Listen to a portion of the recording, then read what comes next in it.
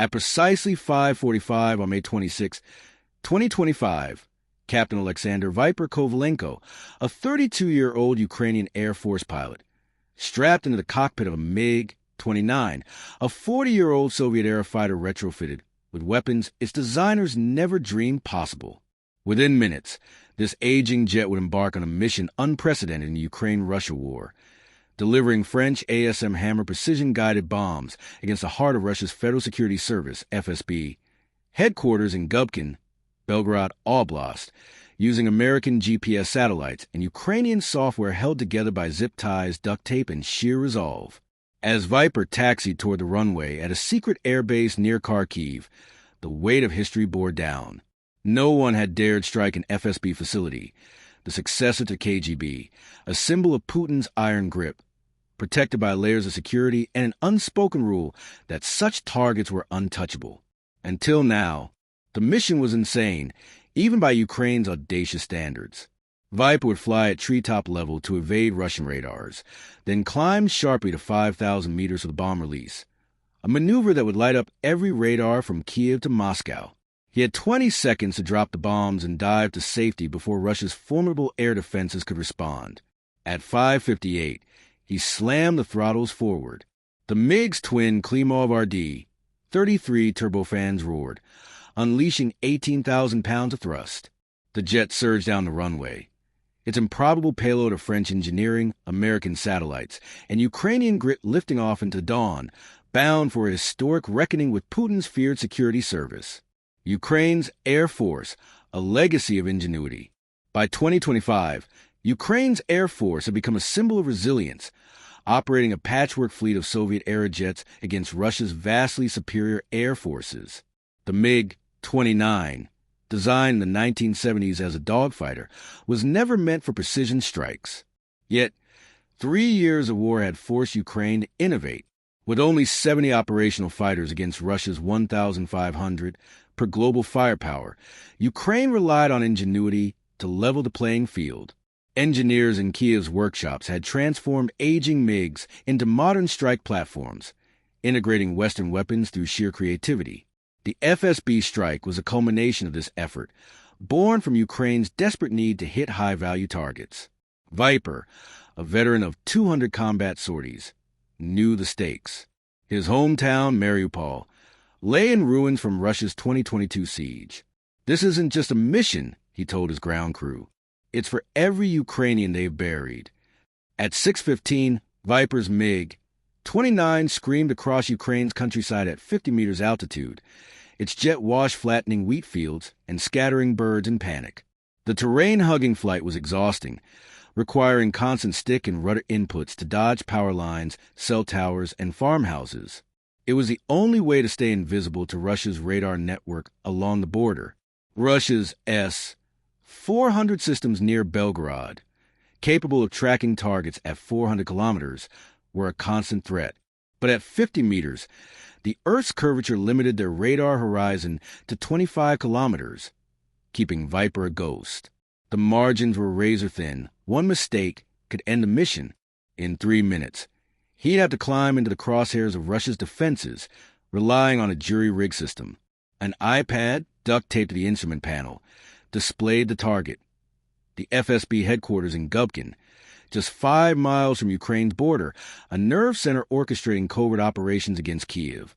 The Frankenstein MiG, a technical marvel. The 2 AASM Hammer bombs under the MiG's wings were a testament to Ukraine's battlefield ingenuity. Designed for NATO jets like the Rafale, these French precision weapons were incompatible with the MiG-29's 1980s avionics, which couldn't process GPS data from satellites launched decades later. Ukrainian engineers, working in makeshift hangars, bridged this gap with custom pylons fabricated in Kiev. GPS antennas were bolted to the jet's frame, and power cables snaked through access panels, feeding French electronics with Soviet voltage. Each AASM Hammer, costing $300,000, transformed 250-kilogram warheads into precision munitions, capable of hitting a specific window from 70 kilometers. A solid rocket motor extended their range, while inertial navigation and GPS ensured unjammable accuracy. The iPad, running custom Ukrainian software, translated targeting data into a format the bombs could understand, a digital lifeline born of necessity. A Kiev engineer, Andriy, said, "We turn a Cold War relic into a smart bomber with duct tape and code." At 6:22, Viper hit the initial point and yanked the stick back. The MiG-29 pitched up at 45 degrees, G-forces crushing him as the altimeter spun. 1,000 meters, 2,000, 3,000. His radar warning receiver erupted, signaling detection by S-400 batteries near Belgorod. The cockpit filled with electronic screams as the 92N6 gravestone radar locked on, calculating its trajectory. Viper's advantage was surprise. Russia's defenses, tuned for conventional attacks, weren't prepared for this gambit. At 5,000 meters, the iPad flashed optimal launch parameters. His thumb hit the release, and two thuds shook the airframe as the AASM hammers dropped. Viper rolled inverted. Pulling a modified Immelman, turned the dive back to low altitude, trading height for speed. Behind him, the bomb's rocket motors ignited, propelling them toward Gubkin at Mach 0.8. GPS receivers locked onto American satellites, while inertial systems made hundreds of micro-adjustments per second, ensuring pinpoint accuracy. The toss bombing gamble.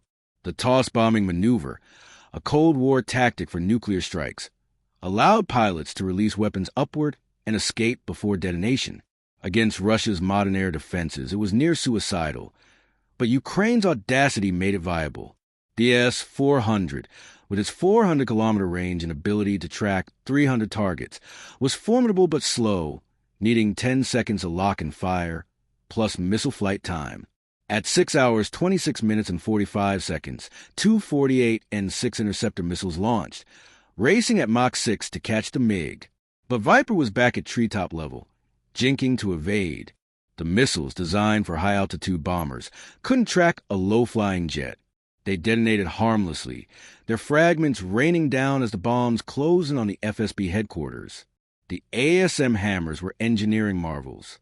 Each bomb combined military GPS with ring laser gyroscopes, immune to jamming, a lesson from U.S. campaigns in Iraq and Afghanistan. The French added a solid rocket motor, turning the bombs into hybrid missiles with a 70-kilometer range and Mach 0.8 speed, capable of penetrating hardened targets. Control surfaces adjusted 50 times per second, enabling complex trajectories. Today, they would dive vertically through the FSB building's roof, programmed for maximum destruction. Russian defenses overwhelmed.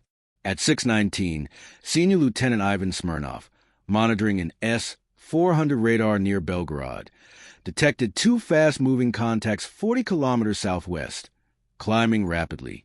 The system flagged them as probable MiG-29s. With 45 seconds to respond, Smirnov's S-400, capable of engaging targets at 400 kilometers, was a crown jewel of Russian air defenses.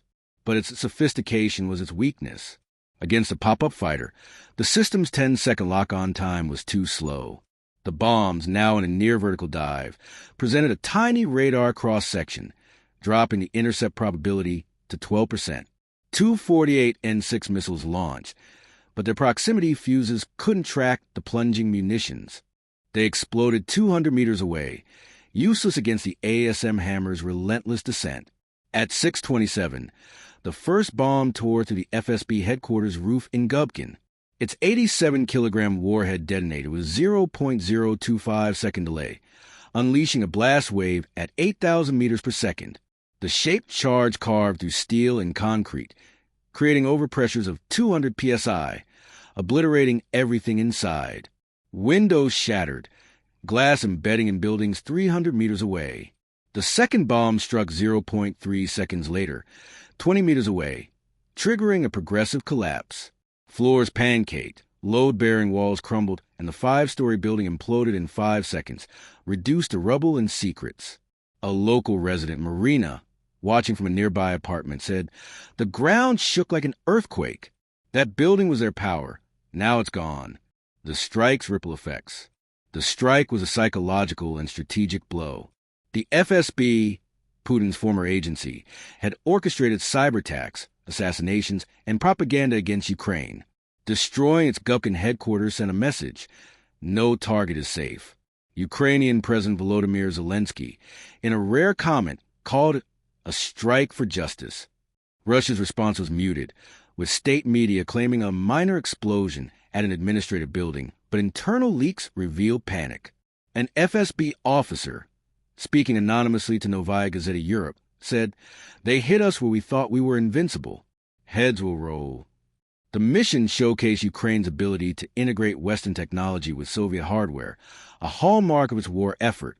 Since 2022, Ukraine had adapted javelins and Mars and now AASM hammers to its arsenal, stretching limited resources. The strike also highlighted Russia's vulnerabilities. Its $150 billion defense budget in 2025, per Reuters, dwarfed Ukraine's, but S-400 systems struggled against unconventional tactics. Russian casualties, over 1 million by 2025, per Ukraine's data, and a 2 million worker shortage, per Moscow's Higher School of Economics, strained its war machine. A Russian conscript in Belgorod wrote home, "We're losing men and morale. Ukraine's outsmarting us." Viper's personal mission. For Viper, the mission was personal. His brother, a soldier, died in Bakhmut in 2023. "Every bomb is for him," he told his squadron. As he landed safely at 6:40, ground crew cheered, but Viper remained focused. "This is just the start. They'll feel our resolve." The strike bolstered Ukrainian morale, with social media posts celebrating Viper's raid. A Kiev student, Alina, tweeted, "Our pilots are rewriting the rules. Russia's not untouchable anymore." Geopolitical fallout. The strike reverberated globally. NATO leaders meeting in Brussels praised Ukraine's innovation, with a U.S. general noting, "They're doing more with less than anyone thought possible." The attack strained Russia's narrative of invincibility, especially as its economy faltered. Minister Maxim Reshetnikov's recession warning and the National Wealth Fund's drop to $36.4 billion, per the BBC, underscored Russia's fragility. Oligarchs, their frozen assets funding Ukraine via the G7's ERA initiative, grew restless. A London-based Russian exile said, "Putin's losing their loyalty. This strike hits his power base." The FSB attack could shift the war's momentum. Ukraine's drone strikes, costing Russia $10 billion in Western aid, including Canada's $1.7 billion from Russian assets, bolstered its resilience. Russia stalled offensives in Donetsk and Sumy, per the Kiev Post, show its limits. The strike may force Putin to divert resources to protect domestic targets, weakening frontline efforts. A NATO analyst predicted, "Ukraine's hitting where it hurts. Russia can't sustain this forever. The road ahead." The Gubkin strike, blending French precision, American satellites, and Ukrainian ingenuity, redefined the war's boundaries.